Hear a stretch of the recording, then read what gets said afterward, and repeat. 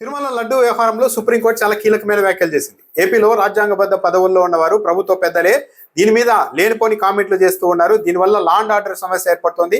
భక్తుల మనోభావాలు దెబ్బతింటున్నాయి. కాబట్టి ప్రభుత్వ పెద్దలు ఇలాంటి వ్యాఖ్యలు చేయకుండా నిరోధించండి అంటూ న్యాయవాది మానూరి శ్రీనివాస్ సుప్రీంకోర్టులో ఒక పిటిషన్ వేశారు. ఈ పిటిషన్ ను సుప్రీంకోర్టు ప్రధాన న్యాయమూర్తి జస్టిస్ సూర్యకాంత్ ధర్మాసనమే విచారించింది. ఈ సందర్భంగా పిటిషనర్ తరఫున న్యాయవాది ఏపీలో ప్రభుత్వ పెద్దలే స్వయంగా తిరుమల లడ్డూలో జంతువులకు కలిసింది, టాయిలెట్లు క్లీన్ చేసే కెమికల్స్ కలిపారంటూ ప్రచారం చేస్తూ ఉన్నారు.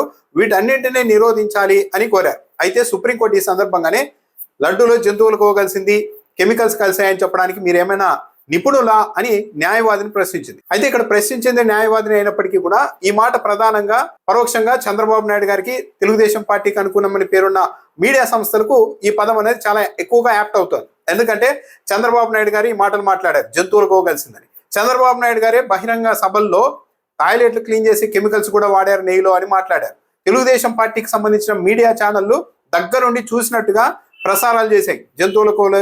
జంతువులకోవే కాదు, రసాయనాలు కలిపారు, అది కూడా టాయిలెట్లు క్లీన్ చేసే రసాయనాలు కలిపారంటూ ఇలాంటి అనుచితమైన పదాలే వాడుతూ తిరుమల లడ్డు తినాలన్నా కూడా 1-3 సార్లు ఇలాంటి వ్యాఖ్యలు గుర్తుకొచ్చేలాంటి పరిస్థితిని క్రియేట్ చేశారు.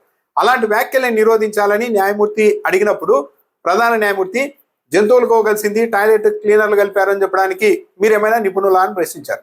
సరే, న్యాయవాదిని ప్రశ్నించినప్పటికీ కూడా అక్కడ చంద్రబాబు నాయుడు గారు, తెలుగుదేశం పార్టీ మీడియా పెద్దలు లేరు కాబట్టి సరిపోయేది, లేకుంటే వాళ్ళకి ఇది ప్రధానంగా వర్తిస్తుంది. న్యాయవాది అడిగింది ఇలాంటి మాటలు మాట్లాడుతున్నారు ప్రభుత్వ పెద్దలు, వాటిని నిరోధించండి అని కోరారు.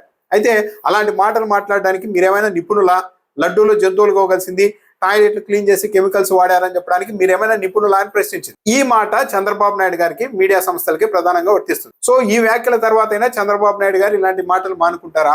తెలుగుదేశం పార్టీ మీడియా ఇలాంటి వ్యాఖ్యలు చేయకుండా ఉంటుందా? అయితే పిటిషనర్ అయితే ఇలాంటి వ్యాఖ్యలు చేయకుండా నిరోధించండి అని అన్నప్పుడు సుప్రీంకోర్టు దీంట్లో ఇంకా విచారించడానికి ఏం లేదు, ఆల్రెడీ సిబిఐ విచారణ జరుపుతోంది.